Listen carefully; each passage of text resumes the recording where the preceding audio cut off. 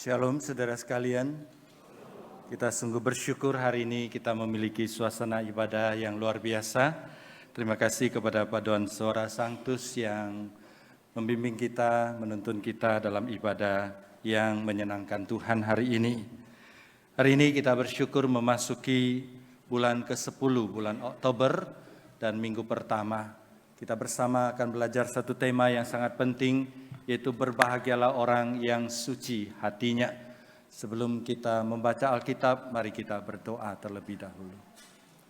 Tuhan, kami menundukkan kepala mengucap syukur kepada Tuhan untuk berkat yang Engkau berikan kepada kami, untuk tuntunan yang Engkau berikan sehingga kami boleh memasuki bulan yang ke-10 ini. Kami percaya di depan Engkau menyediakan banyak berkat dan pimpinan untuk kami. Kami akan bersandar kepada Engkau. Tuhan, kami sebentar akan membaca firman-Mu. Urapilah hamba-Mu, urapilah setiap saudara-saudari kami yang mendengarkan. Tuhan berkati kami, supaya kami tidak hanya menjadi pendengar firman, tapi kami juga menjadi orang yang taat kepada kehendak Tuhan. Demi nama Tuhan Yesus kami berdoa. Amin. Saya mengajak saudara membuka satu ayat Alkitab di dalam Injil Matius pasal ke-5 ayat ke-8. Injil Matius pasal ke-5 ayat ke-8. Kalau sudah mendapatkan bagian Alkitab ini, saya mengajak saudara membaca bersama dengan saya. Injil Matius pasal ke-5 ayat ke-8.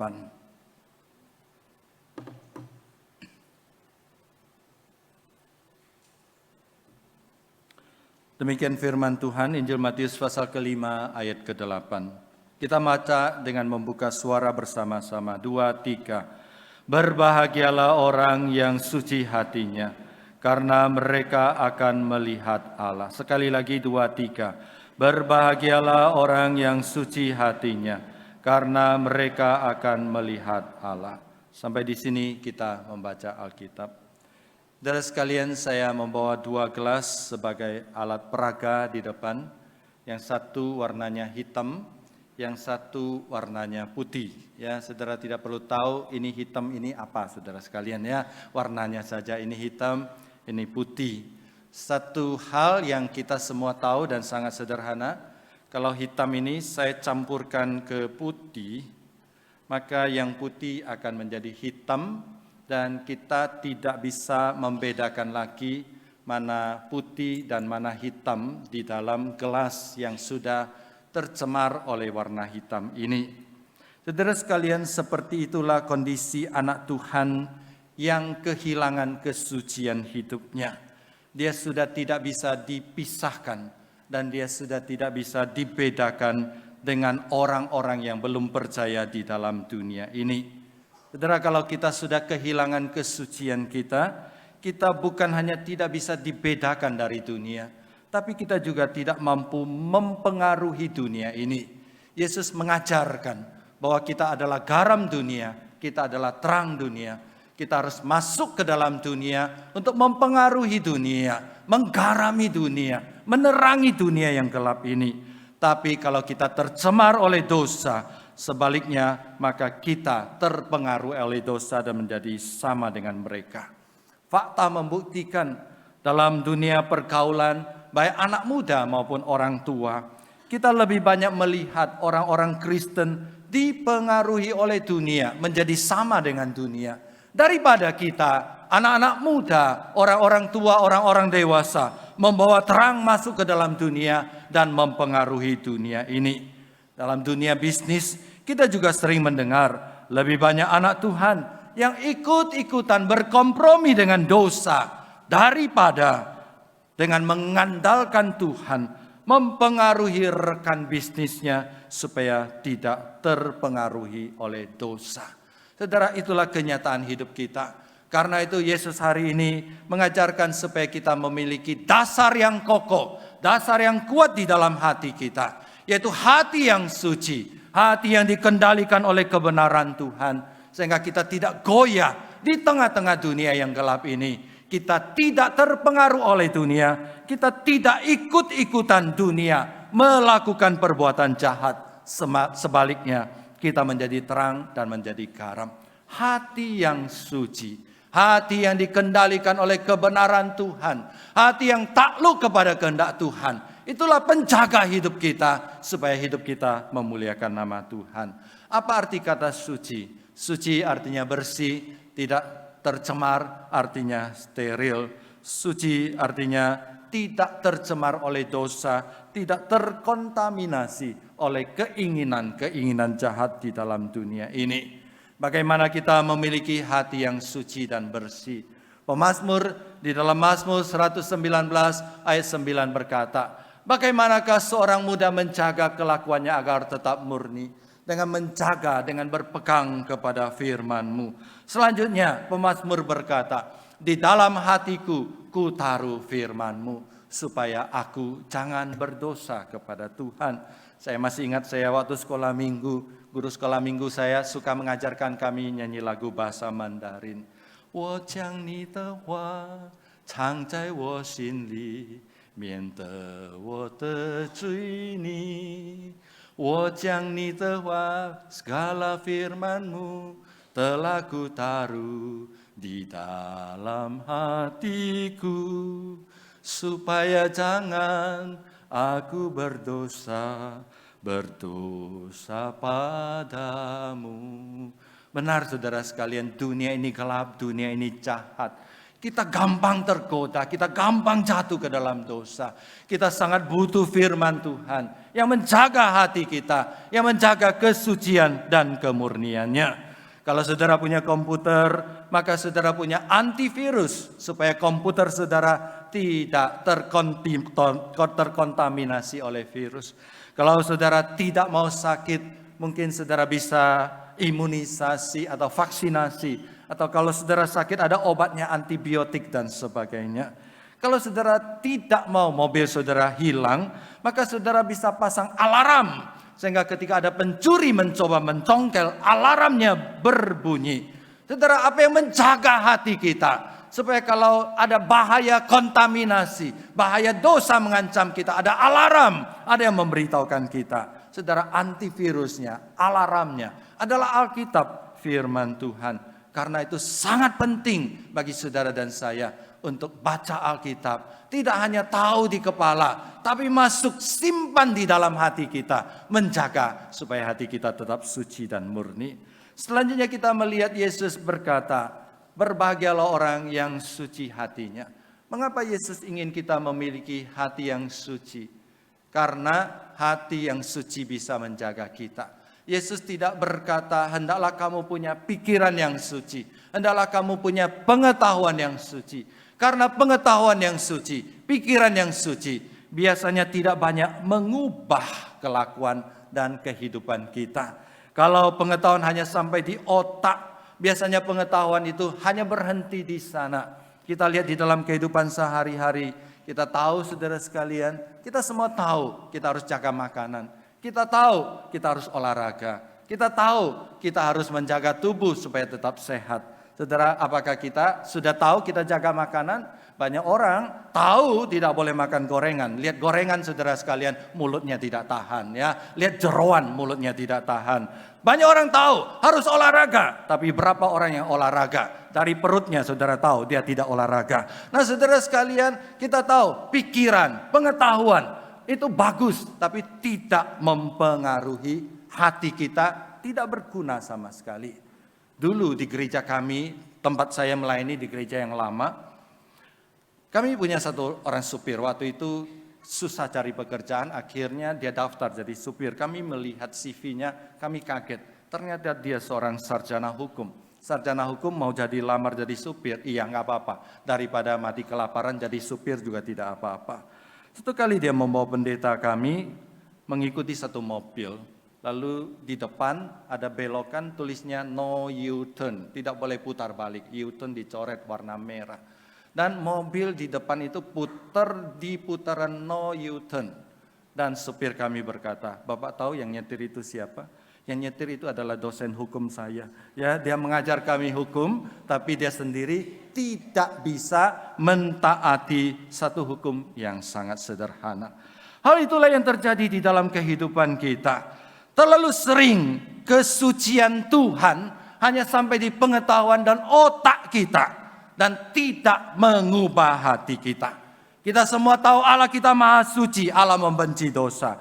Kita semua tahu kita harus hidup suci seperti Allah. Kita tahu kita tidak boleh berbohong, berzina, sombong, dan melakukan segala dosa. Tapi pengetahuan itu seringkali tidak mengubah kita. Sedikit sekali mengubah kita.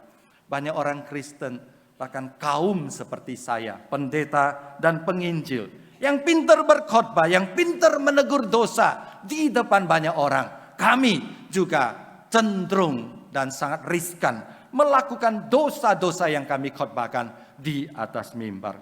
Karena itu semakin paham seseorang akan hukum, semakin mengerti dan semakin pintar dia, semakin dia pintar mencari celah untuk melanggar hukum, mencari celah untuk berdosa. Karena itu Yesus berkata, sucikanlah hatimu, karena hatimu penting. Kalau hatimu suci, maka pikiranmu akan suci. Pikiranmu suci, hatimu belum tentu suci. Kemudian Yesus berkata, hendaklah kamu memiliki hati yang suci, bukan kelakuan yang suci. Mengapa kelakuan yang suci itu tidak penting? Kelakuan suci itu penting, tapi lebih penting kelakuan, hati yang suci. Karena kelakuan yang bersih, kelakuan yang suci bisa dipalsukan dan menghasilkan banyak orang munafik, saudara sekalian ya.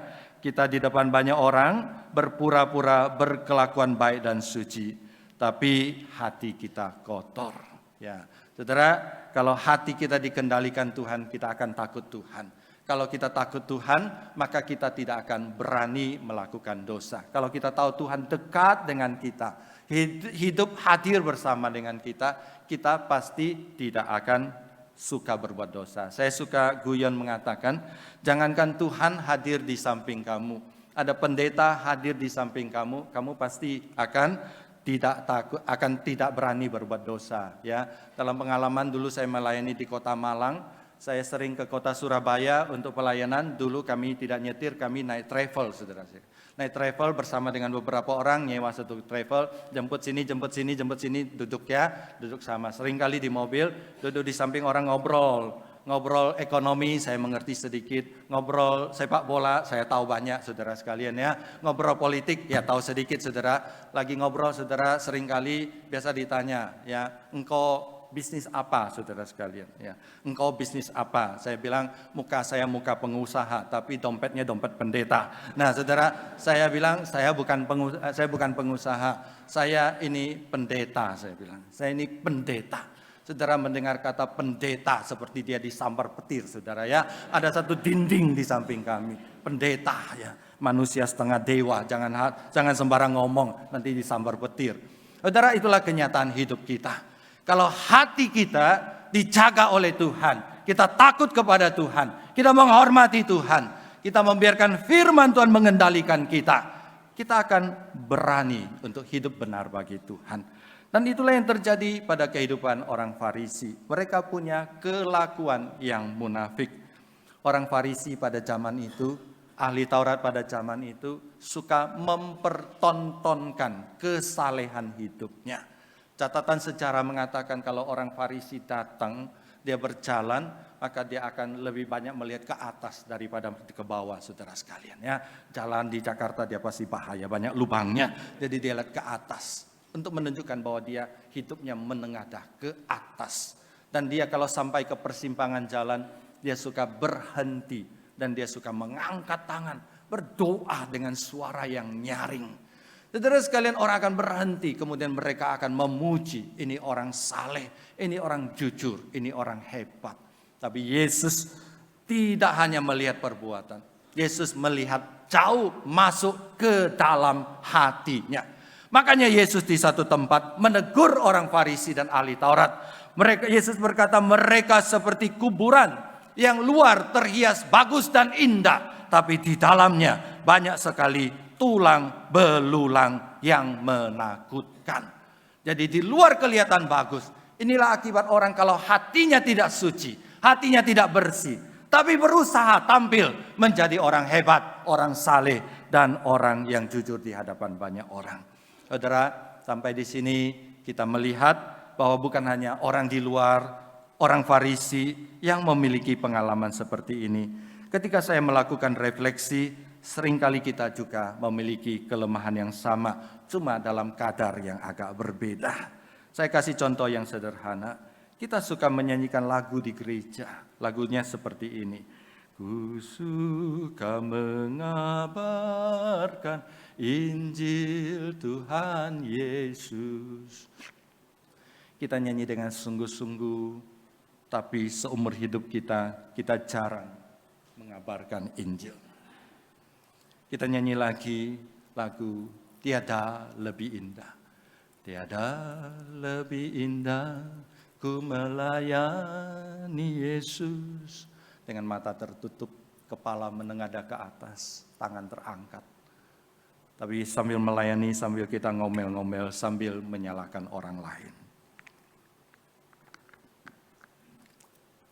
Kita menyanyi, kita katakan, semua bagi Tuhan Yesus, bagi Yesus Tuhanku. Semua bagi Tuhan Yesus. Tapi yang kita bawa untuk dipersembahkan kepada Tuhan, sisa-sisa hidup kita. Yang kita persembahkan kepada Tuhan, uang-uang recehan kita. Saudara sekalian, karena itu Yesus dengan tegas mengatakan, hendaklah kamu memiliki hati yang suci. Karena hati yang suci pasti akan menghasilkan kelakuan yang bersih, kelakuan yang benar. Hati yang suci pasti akan menghasilkan pikiran yang bersih. Tidak sebaliknya, pikiran bersih belum tentu hati suci. Kelakuan bersih belum tentu hati suci. Tapi hati suci, hati yang bersih akan menghasilkan hidup yang memuliakan nama Tuhan. Dan itulah yang dikatakan oleh Yesus di dalam Matius pasal 15 ayat 19. Sebab dari hati timbul pikiran yang jahat, pembunuhan, keperzinaan, percabulan, pencurian, kesaksian palsu, dan hujat. Nah saudara sekalian, dari hati yang kotor akan menghasilkan keinginan yang jahat. Dan keinginan yang jahat kalau dibuahi dengan pekerjaan perbuatan, itulah dosa kita. Dari kalau hati kita dijaga oleh kebenaran firman Tuhan, maka hidup kita akan menghasilkan banyak sekali perbuatan baik. Jadi hati adalah pusat segala keinginan kita. Dalam budaya orang Yahudi, hati adalah pusat segala kehidupan. Kita berkeinginan, kita mengambil keputusan, kita memilih, itu semua mulai dari hati. Dan kita orang Kristen memiliki budaya seperti orang Yahudi. Hati kita persembahkan kepada Tuhan. Dan ketika hati kita itu dikendalikan oleh firman Tuhan, maka kita bisa memiliki kehidupan yang mengubah dunia. Bukan diubah oleh dunia. Yang menjadi terang bagi dunia, bukan dicemari oleh kegelapan dunia ini. Selanjutnya saudara sekalian, Alkitab mengatakan orang yang suci hatinya akan melihat Allah. Apa artinya melihat Allah? Saudara, Allah kita adalah Allah roh. Dia tidak dapat dilihat dengan mata jasmani kita. Karena itu ketika Alkitab mengatakan orang yang suci hatinya akan melihat Allah, makna pertama adalah dia akan memahami kehendak Allah. Saudara sekalian, di mana ada Allah, di situ ada kehendaknya. Banyak orang bertanya kepada saya, Musa, bagaimana saya bisa tahu kehendak Allah? Mengetahui kehendak Allah itu gampang-gampang susah. Kalau kita hidup dekat dengan Allah, maka kehendak Allah itu gampang kita pahami. Ya, banyak orang menggunakan relasi suami dan istri sebagai contoh untuk menggambarkan kalau kita dekat dengan Allah, kita akan dengan gampang memahami kehendak Allah. Ya, ada keluarga mengatakan suami istri kalau makan di meja, yang dimasakan itu masakan istrinya.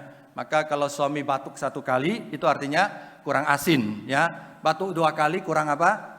Kurang pedas, saudara sekalian, ya.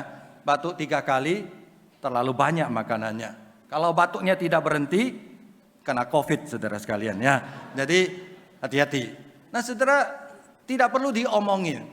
Suami istri lihat sikapnya, lihat mimik wajahnya, kita tahu dia sedang marah atau sedang bahagia. Saudara, seperti itulah relasi kita dengan Allah. Ketika kita punya hati yang suci, kita hidup dekat dengan Allah, dan kita dengan gampang menemukan apa yang Allah inginkan. Contoh sederhana lainnya saudara, kalau saudara mau cari GKY Puri Indah, saudara cari di mana? Saudara jangan cari di kota Malang, saudara jangan cari di kota Pontianak. Cari di kota Jakarta, lebih tepat Jakarta Barat. Lebih tepatnya lagi di samping IPK Puri, saudara. Itu pasti saudara dapat. Saudara tidak bisa ke tempat yang jauh untuk mencari tempat GKY Puri Indah. Jadi ketika hati kita bersih, kita dekat dengan Allah. Ketika hati kita kotor, bukan Allah menjauhi kita, tapi kita yang menjauhi Allah. Saudara sekalian, dalam kehidupan kita, ada satu kebenaran yang harus kita pegang. Kadang-kadang kita merasa Allah kurang menyayangi kita. Sebenarnya bukan Allah kurang menyayangi kita. Kasih Allah kepada kita tidak pernah berubah. Kesetiaan Allah kepada kita tidak pernah berubah. Dan kedekatan Allah dengan kita, Allah tidak pernah berubah. Yang berubah adalah kita yang meninggalkan Allah. Kalau hati kita kotor, kita tidak mungkin mendekat kepada Allah. Kita yang menjauh dari Allah. Dan sehingga kita merasakan Allah itu jauh. Kasih Allah itu jahat dan tidak sampai kepada kita. Saudara sekalian, kalau kita tidak dekat dengan Allah, maka seringkali kita sulit memahami kehendak Allah dan kita tertipu oleh kehendak diri kita sendiri. Jadi saudara sekalian, dari poin ini kita belajar satu hal yang sangat penting. Waktu kita hidup dekat dengan Allah, kita akan mendapat hikmat sorgawi dari Allah untuk memahami kehendak Allah. Dan setelah kita punya hikmat sorgawi, memahami kehendak Allah, kita memakai hikmat sorgawi itu untuk mengambil keputusan-keputusan penting di dalam kehidupan kita. Setiap hari saudara sekalian, kita punya ratusan bahkan ribuan keputusan yang perlu kita ambil. Mulai dari hal yang sangat sepele, sederhana, mau pakai baju apa, mau makan di mana, kepada hal yang lumayan penting. Ya, datang ke gereja mau duduk di mana, itu lumayan penting saudara sekalian ya. Kemudian hal yang sangat penting berhubungan dengan karir saudara, keluarga saudara, bisnis saudara, kesehatan saudara, anak saudara. Nah saudara, semua keputusan itu kita tidak tahu dan kita tidak paham sesungguhnya. Tapi kalau kita terhubung dengan sorga, hikmat sorgawi turun kepada kita, kita akan memiliki hikmat untuk mengambil keputusan yang penting. Ada orang menggambarkan Allah itu ya tinggal di atas dan kita di bawah. Dan kalau Allah tinggal di atas, dia di bawah, dia pasti lebih tahu jalan kehidupan kita. Dia tahu di depan mana yang lancar, mana yang tidak lancar. Sama seperti dalam mengendara mobil, kita pakai GPS. Kita tahu kalau saya mau ke Mangga Besar, jangan lewat jalan ini, macet total. Lewat jalan ini, karena ada GPS satelit dari atas yang memberitahukan kepada saya. Jadi orang yang suci hatinya, dia akan terhubung dengan hikmat sorgawi. Dan hikmat sorgawi itu akan menuntun dia untuk mengambil keputusan yang tepat. Karena dia memahami kehendak Allah. Yang kedua saudara, ketika kita melihat Allah, artinya itu kita menghadirkan Allah di dalam kehidupan kita.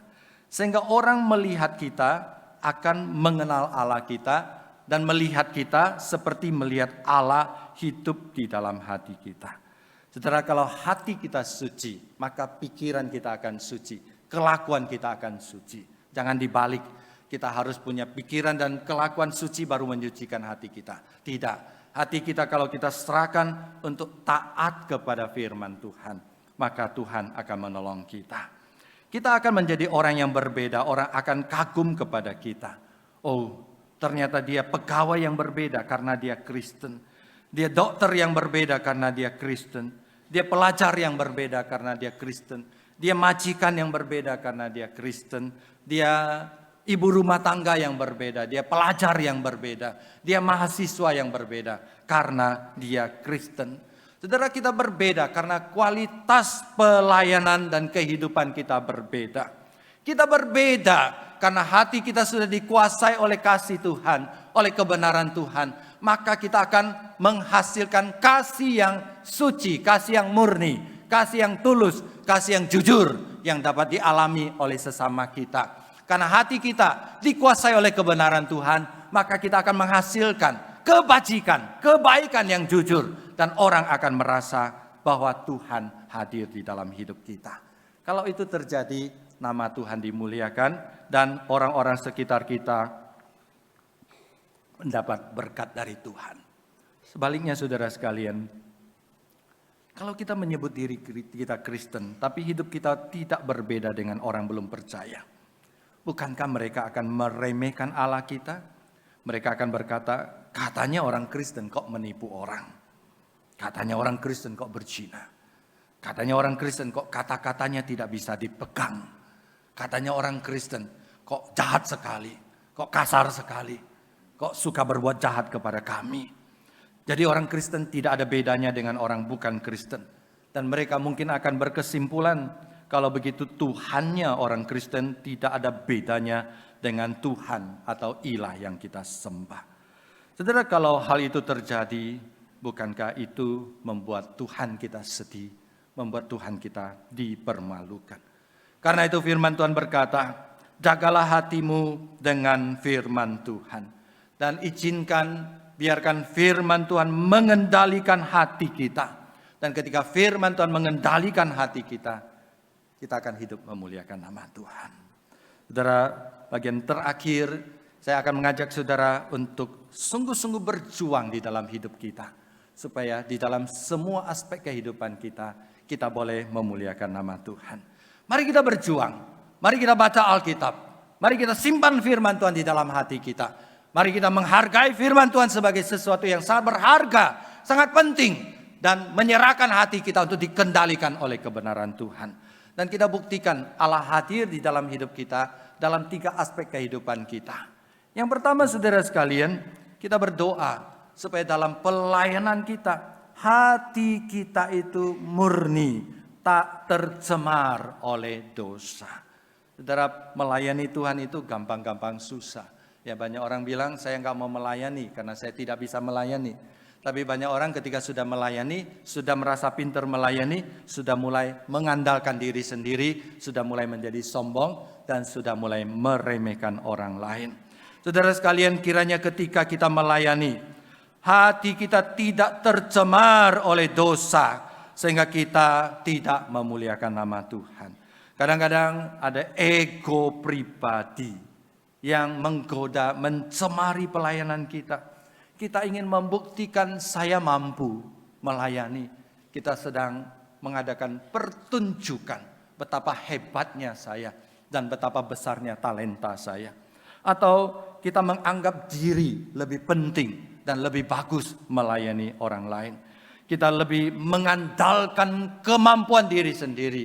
Kita sudah tidak lagi berdoa. Kita sudah tidak lagi mengandalkan Tuhan. Saudara sekalian, dalam pengalaman seringkali kita tergoda oleh hal-hal seperti ini. Yang kedua, yang menggoda kita di dalam pelayanan kita adalah keinginan untuk dipuji, keinginan untuk dihargai, keinginan untuk diapresiasi. Dalam pengalaman melayani, saya menemukan banyak orang tidak mau melayani lagi. Kenapa? Karena percuma katanya, saya sudah melayani begitu sungguh-sungguh. Saya sudah berkorban, saya sudah memberikan terbaik. Tapi setelah itu tidak ada seorang pun yang memberi apresiasi kepada saya, yang memuji saya. Sebaliknya ketika saya melakukan satu kesalahan, banyak orang mencela saya. Lebih baik saya tidak melayani saja. Saudara sekalian, kemurnian hati pelayanan ini sudah tercemar oleh keinginan untuk merebut kemuliaan bagi nama Tuhan. Bukankah kita berkata, kita datang ke gereja untuk mencari Tuhan. Kita menyanyi untuk memuji Tuhan. Kita berdoa untuk mengagungkan dan berserah kepada Tuhan. Kita mendengar khotbah untuk mendengarkan ajaran Tuhan. Tuhan itu pusat ibadah kita. Tuhan itu segala-galanya bagi kita. Dan kita hanya alat dan kita hanya hamba. Tidak ada orang memuji alat. Tidak ada orang memuji-muji hamba, saudara sekalian. Ya, tidak ada seperti itu. Jadi kita perlu berdoa. Tuhan, ketika saya melayani, jagalah kemurnian, kesucian hatiku hanya untuk Tuhan, hanya untuk kemuliaan nama Tuhan. Yang kedua, saudara sekalian, dalam pekerjaan, biarlah kita minta Tuhan supaya hati kita ketika kita bekerja, hati kita tidak tercemar oleh dosa. Sebagai orang percaya, saudara, kita harus tahu dan yakin bahwa pekerjaan adalah ladang misi kita. Pekerjaan adalah ladang misi kita. Melalui pekerjaan kita bersaksi bagi Tuhan. Melalui pekerjaan kita menyalurkan berkat Tuhan kepada sesama kita. Karena itu kalau hati kita suci, hati kita bersih, maka kita akan bekerja dengan benar. Kita tahu kita bekerja bukan untuk manusia, tapi kita bekerja sebagai missionary yang Tuhan utus bekerja di ladang Tuhan. Pekerjaan apapun juga saudara sekalian. Jangan hanya saudara berpikir, oh Pak Pendeta pekerjaan rohani. Ya, oh saya guru, saya dokter, saya kontraktor, saya bisnismen, saya pegawai, saya pekerja rohani. Enggak saudara sekalian. Saya pendeta, saya melayani di gereja sebagai hamba Tuhan. Saudara kontraktor, saudara melayani di tempat pembangunan sebagai hamba Tuhan. Saudara guru, saudara melayani sebagai pengajar, misionari di sekolah.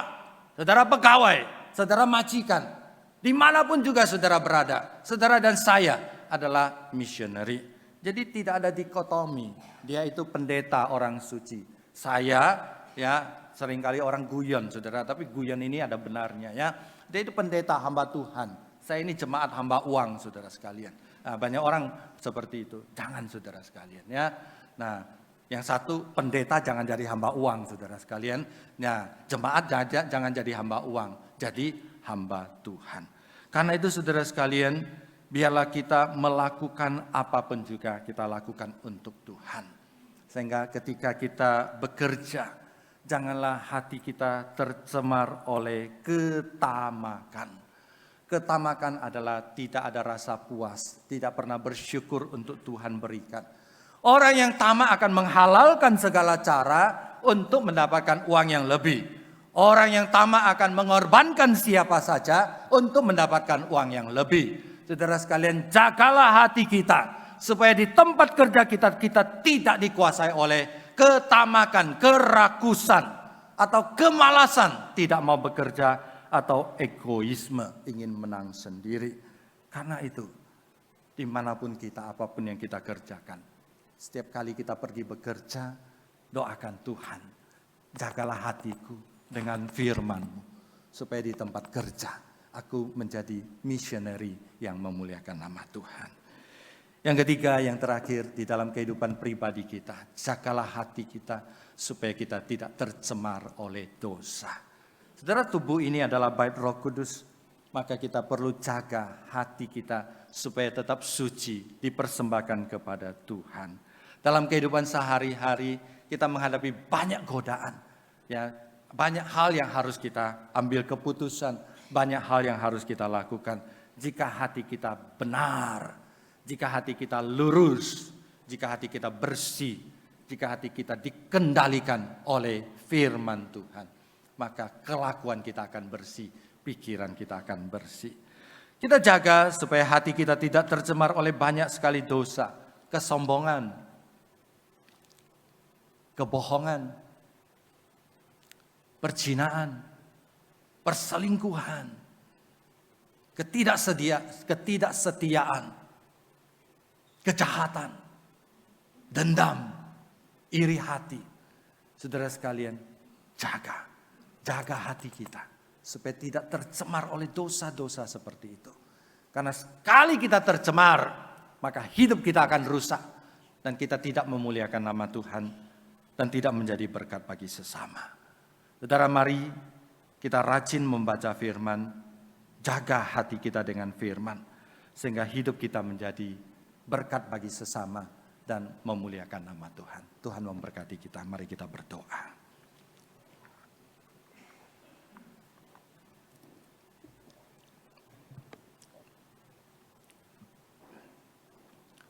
Kiranya Allah menolong kami,